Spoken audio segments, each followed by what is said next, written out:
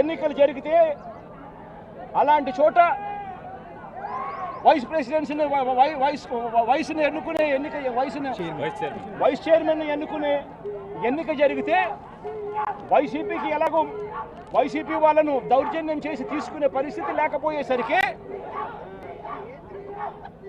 Telugu Desam party వాళ్ళు ఎన్నికనే post phone చేశారు. అంటే వీళ్ళకి అనుకూలమైన వాతావరణం వచ్చేదాకా ఎన్నికలు జరపరు. కోర్టు పర్యవేక్షణలో ఉన్న కేసులకు సంబంధించిన పరిస్థితులు ఇవి. పాలకొండలో కూడా అంతే.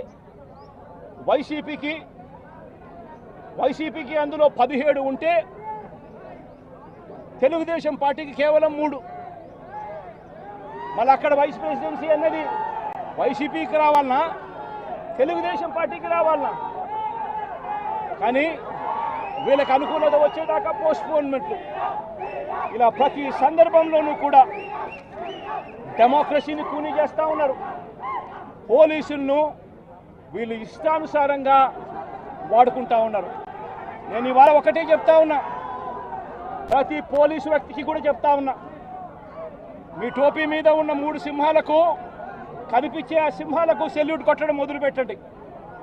తెలుగుదేశం పార్టీ నాయకులకు సెల్యూట్ కొట్టడం మొదలుపెట్టి వీళ్ళు చెప్పినట్టుగా చేయడం మొదలుపెట్టి అన్యాయాలు చేయడం మొదలు పెడితే మాత్రం ఎల్లకాలం తెలుగుదేశం పార్టీ ప్రభుత్వమే ఉండదు అని చెప్పి ఇవాళ ప్రతి అధికారికి కూడా నేను తెలియజేస్తా ఉన్నా. రేపొద్దున మళ్ళీ మా అధికారం వస్తుంది. వచ్చినప్పుడు అన్యాయం చేసిన వీళ్ళందరినీ, వీళ్ళ అధికారులందరినీ, అన్యాయం చేసిన ఈ నాయకులందరినీ కూడా బట్టలు కూడా తీసి నిలబెడతామని చెప్పి కూడా ఈ సందర్భంగా తెలియజేస్తా ఉన్నాను. ఎవడిని వదిలిపెట్టేది ఉండదు. ఇదే వంశీని అరెస్ట్ చేసేటప్పుడు సిఐ అన్నాడట, నేను 1.5 సంవత్సరంలో రిటైర్ అయిపోతాను అని చెప్పి.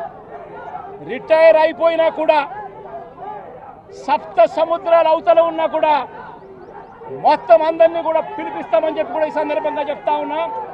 చట్టం ముందు నిలబడేట్టుగా చేస్తాం, బట్టలు ఊడదీస్తాం, న్యాయం జరిగేట్టుగా చేస్తాం అని ప్రతి ఒక్కరికి కూడా తెలియజేస్తా ఉన్నాం.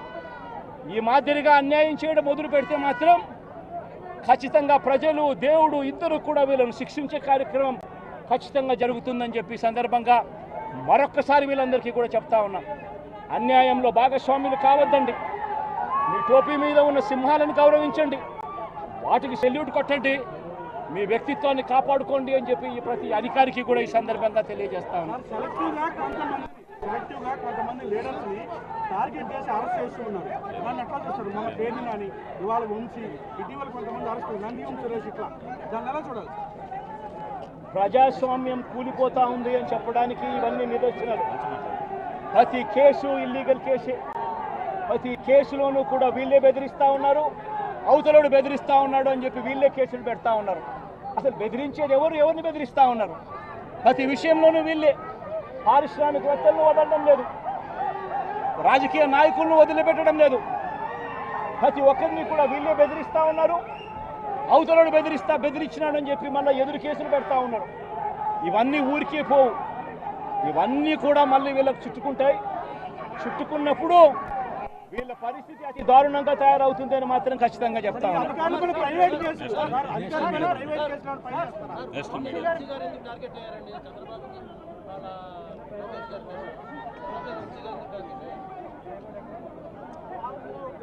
వంశీని ఎందుకు టార్గెట్ చేస్తా ఉన్నారు అనేది చంద్రబాబు నాయుడు గారికి వంశీని చూస్తే తన సామాజిక వర్గం నుంచి ఒక వ్యక్తి ఎదుగుతున్నాడు, చంద్రబాబు నాయుడు గారి కన్నా గ్లామరస్గా ఉన్నాడు, లోకేష్ గారి కన్నా గ్లామరస్గా ఉన్నాడు, ఒక మనిషి ఎదుగుతున్నాడు అని అంటే తట్టుకోలేడు తన సామాజిక వర్గంలోనే. అందుకనే కొడాలనా నేను చూసినా ఆ మనిషికి జీర్ణించుకోలేని ఆక్రోశము, వంశీని చూసినా కూడా జీర్ణించుకోలేని ఆక్రోశము. ఎందుకంటే చంద్రబాబు నాయుడు గారి కన్నా చక్కగా ఉంటారు కాబట్టి వీళ్ళిద్దరు. అవినాష్ కూడా పాపం ఎప్పుడో ఒకసారి టార్గెట్ అవుతాడు, ఎందుకంటే లోకేష్ కన్నా చక్కగా ఉన్నాడు కాబట్టి. ఇది చంద్రబాబు నాయుడు గారి మనస్తత్వం. ఆయన కొడుకు ఆ సామాజిక వర్గంలో వాళ్ళు మాత్రమే లీడర్లు. వాళ్ళకి ఎవరైనా పొరపాటున వాళ్ళకు అనుకూలంగా లేకపోతే సామాజిక వర్గం నుంచి వాళ్ళని వెలేయడము. ఇది చంద్రబాబు నాయుడు గారు, రామోజీరావు, ఆంధ్రజ్యోతి రాధాకృష్ణ, TV5 వీళ్ళు ముగ్గురు. నిజంగా ఇది ఒక మాఫియా రాజ్యం. చంద్రబాబు నాయుడు అనే వ్యక్తిని ముఖ్యమంత్రిగా చేయడం కోసం, చంద్రబాబు నాయుడు అనే వ్యక్తికి ఓట్లు వేయించడం కోసం ఒక మాఫియా సామ్రాజ్యం వీళ్ళంతా.